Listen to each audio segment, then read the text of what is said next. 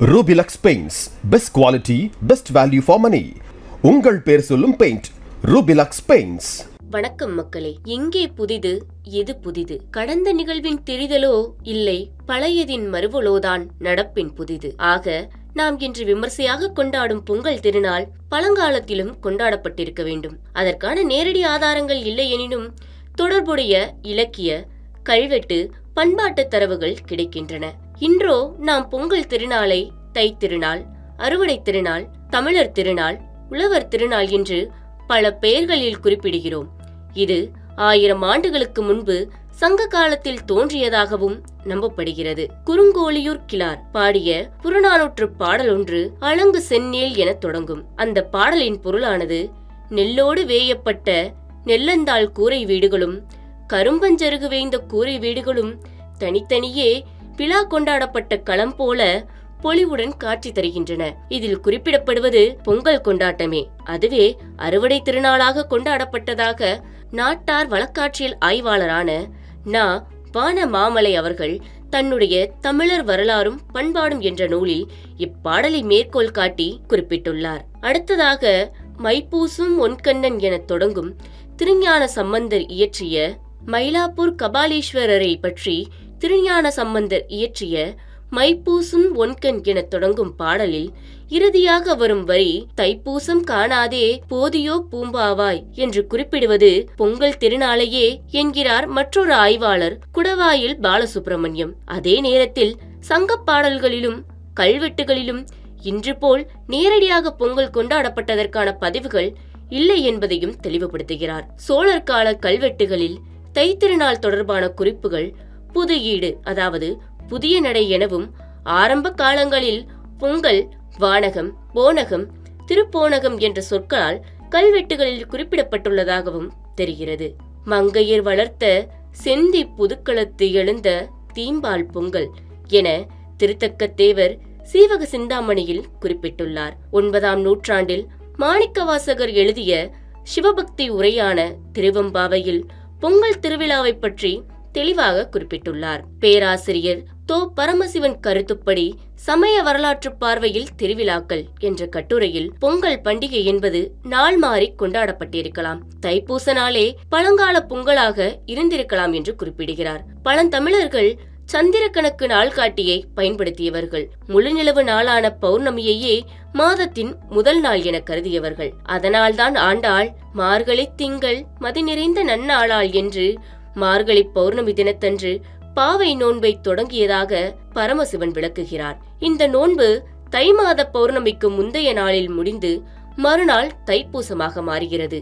அன்றுதான் ஆண்டாளின் கூற்றுப்படி பார்ச்சோறு மூட நெய் பெய்து முழங்கை வழிவார கூடியிருந்து குளிர்கின்ற நாள் என்கிறார் அவர். இதுதான் பழந்தமிழர்கள் கொண்டாடிய பொங்கல் திருநாள் எனவும் கூறுகிறார் பரமசிவன். தற்போது பொங்கல் திருநாள் வட இந்தியாவில் மகர சங்கராந்தியாக சூரியனை மையமாக கொண்டு தை மாதம் முதல் நாளில் கொண்டாடப்படுகிறது.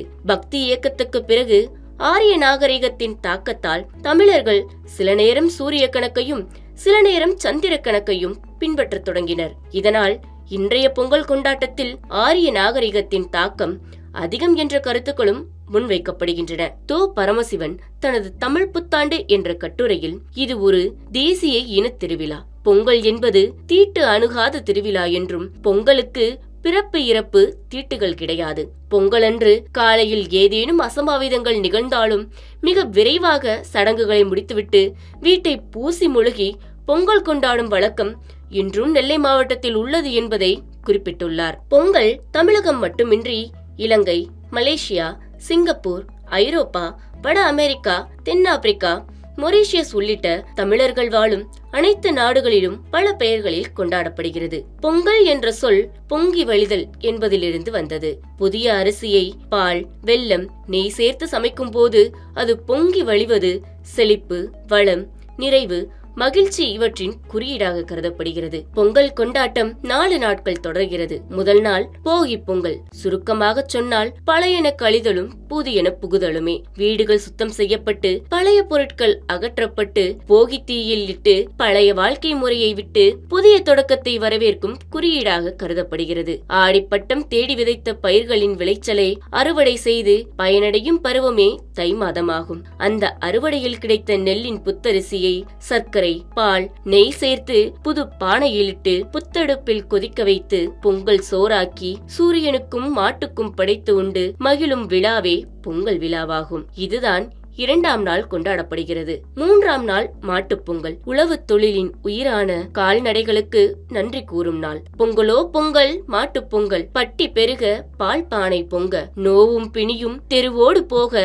என இந்நாளில் மாடுகளை குளிப்பாட்டி அலங்கரித்து கொம்புகளுக்கு வண்ணம் தீட்டி மலர் மாலைகள் அணிவித்து மாடுகளுக்கும் சிறப்பு உணவுகள் கொடுக்கப்பட்டு இது மனிதன் மற்றும் கால்நடைகளுக்கு இடையிலான உறவை வெளிப்படுத்தும் திருநாளாக கொண்டாடப்படுகிறது. இந்நாளில்தான் ஓடுகின்ற மாடுகளை பிடித்து விளையாடும் வீர விளையாட்டான ஜல்லிக்கட்டும் இன்னும் பிற நாட்டுப்புற விளையாட்டுகளும் நடத்தப்படும். சிந்து சமவெளி நாகரிகத்திலேயே இவ்விளையாட்டு குறித்த குறியீடுகள் கிடைத்துள்ளன.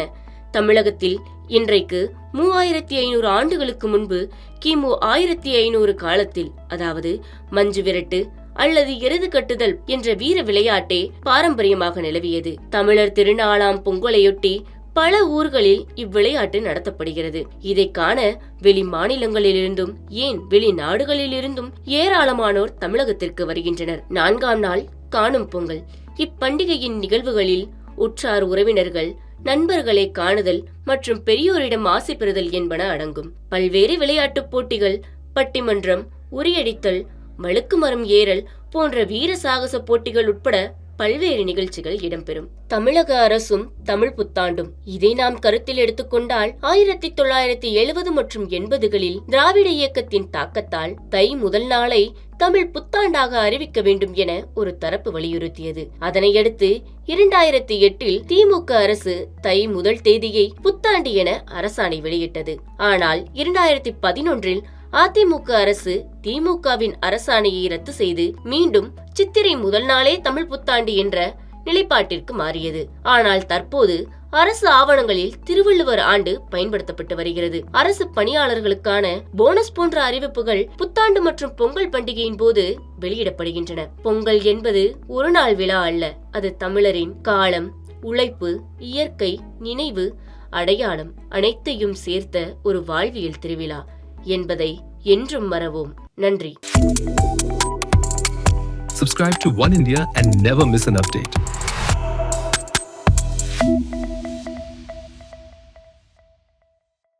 Rubilux Paints. Best quality, best value for money. உங்கள் பேர் சொல்லும் பெயிண்ட் Rubilux Paints.